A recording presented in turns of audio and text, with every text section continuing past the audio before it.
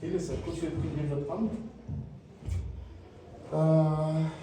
мен мынау Google Earth деп аталынады. Жер шарыңызды зерттеңіз дейді. Бұл жерде Google деген сөз енді аударылмайды, Earth деген жер деген мағынаны білдіреді. Ғаламшарды 3D форматта зерттеуге болады екен. Біз бәріміз бірге зерттеп көрейік.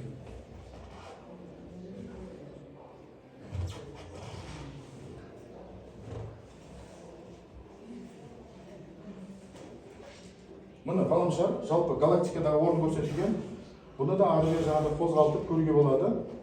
Мысалы, енді мен өзімнің зерттеулерімді көрсетейін, ары қарай сіздермен жұмыс жасаймыз, иә? Саламатсыздар ма? Мысалы, Джамалунга деген әлемнің ең биік шыңы бар екенін білеміз. Мысалы, Джамалунга вершина Азии дейді. Міне осыны басамыз, автомат түрде ол бізде сол жерге апарады. Негізде және де қазір оны көрсетемін. Мына жерде көріп тұрсыз, Джамалунга шыңы жайлы бүкіл мәліметтер. Оның биіктігі қанша, қай жылы ол бағындырылды, тағы басқа деген сияқты. Егер бұларды аз деп есептейтін болсаңыз, Википедияға кірсеңіздер болады. Википедияда одан да толық мәлімет беріледі.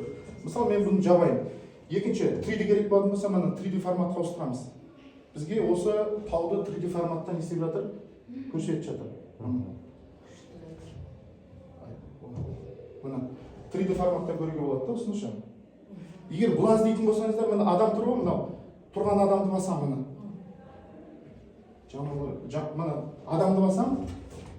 Сол кезде енді интернеттің мүмкіншілігі қазір, мысалы, қазір бір минут. Мынау көк нүктелер көріп тұрсыздар, иә? Кез келген көк нүктені басам, мына. Кез келген көк нүктені басам. Сол кезде бізге автомат түрде бізді сол жерге апарады. Қазір интернеттің мүмкіншілігіне байланысты отыр. Қаланың ішінен жақсы көрсетеді. Мына. Сол таудың арасына апарады, мына. Көрдіңіздер ме? Мына. Және бұның бір ерекшелігі, бұны 360 градуста көре бересіз, айналасы мына. Одан кейін қай барасыз, алдыға жүргіңіз келе ме, мынаны басасыз. Алды қарай кете береді. Және сол жерге бара отырып, мына 360 градус аспанды көресіз ба, аяғыңыздың астын көресіз ба, барлық нәрсені істей берсеңіздер болады. Бұл бір ерекшелігі. Тағы бір енді қалаларға байланысты көрсетейік. Мен өзім жақсы көретін жерім, тарихи орын, ол Колизей. Мысалы, Колизей, Италия мемлекетінде, дайын шықты, басамыз. Мына жерде Колизей туралы бүкіл мәліметтер көрсетілген, мына. Керек болса осы, болмаса бұны жаба саламыз.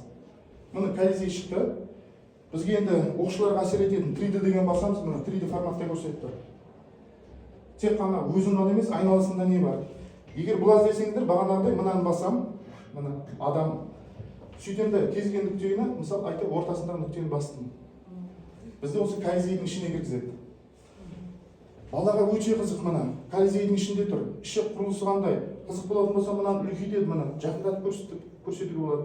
Болмаса бұны алыстатып, 360 градуста жаңағыдай емін-еркін зерттеуіне болады. Көрдіңіздер ме?